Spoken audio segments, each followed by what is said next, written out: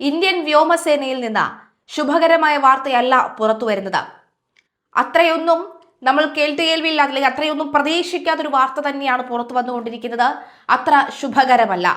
വരുന്ന വാർത്ത സുഖോയുമായി ബന്ധപ്പെട്ടതാണ്. ഇന്നലെ രാത്രി ഉടനീളം സുഖോയ് വിമാനത്തെ കാണുന്നില്ല. സുഖോയെ എങ്ങോട്ടേക്കാണ് പോയത്, സുഖോയെ പറത്തിയിരുന്ന പൈലറ്റിനെ കുറിച്ച് യാതൊരു വിവരവുമില്ല, പൈലറ്റ് അപ്രതീക്ഷിതം തുടങ്ങിയ വിവരങ്ങൾ പുറത്തു വന്നതിന് പിന്നാലെ തന്നെ ഇന്ത്യൻ വ്യോമസേനയുടെ സുഖോയ് തകർന്നു വീണു എന്ന വാർത്ത കൂടി ഇന്ന് രാവിലെ പുറത്തു വരികയാണ്. സുഖോയ് തകർന്നു വീഴുകയും യുദ്ധവിമാനത്തിലെ പൈലറ്റിനെ കുറിച്ചുള്ള ഒരു തരത്തിലുമുള്ള വിവരം ലഭിക്കാതെ വരുന്ന സാഹചര്യം ഉണ്ടാവുകയും ചെയ്യുകയാണ്. തെരച്ചിലിനിടെ വിമാനത്തിന്റെ ഒരു ഭാഗം കണ്ടെത്തിയിരുന്നു. ഈ ഭാഗം പൂർണ്ണമായി കത്തി നശിച്ച നിലയിലാണ്.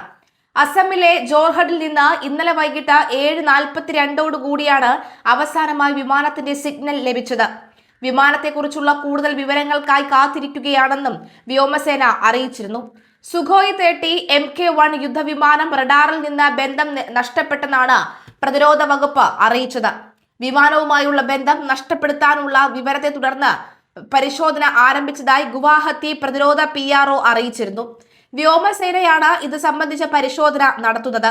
അസമിലെ കർബി ആങ്കോൾ മേഖലയിലാണ് പരിശോധന നടത്തുന്നത്.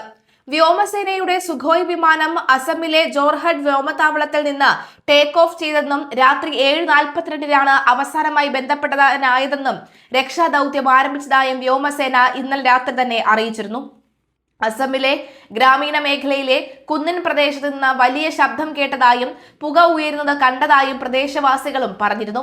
ഈ യുദ്ധം നടക്കുന്ന സാഹചര്യത്തിൽ ഇത്തരത്തിൽ യുദ്ധവിമാനങ്ങൾക്കുണ്ടാകുന്ന കേടുപാടുകൾ, യുദ്ധവിമാനങ്ങൾ തകരുന്ന സാഹചര്യം ഉണ്ടാകുമ്പോൾ ഭീതി സൃഷ്ടിക്കുകയാണ്. ഇതിന് പിന്നിൽ ഇറാനാണോ എന്ന് പോലുമുള്ള ചോദ്യങ്ങൾ ഉയരുന്നു.